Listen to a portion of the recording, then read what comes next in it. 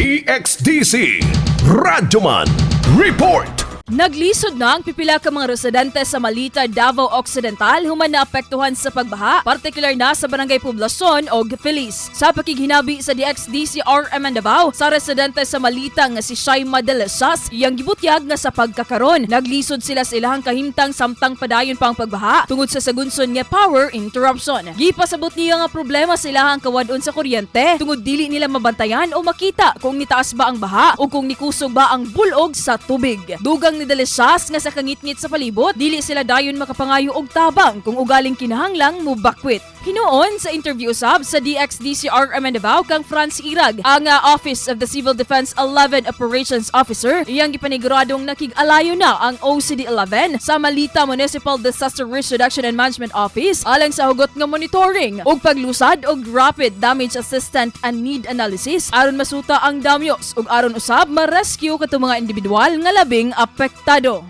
Kasama mo sa balita og serbisyo publiko, Radyoman Ivy Parido, Tatak, RMN. RMN News, Diretso, Balitang Metro Davao.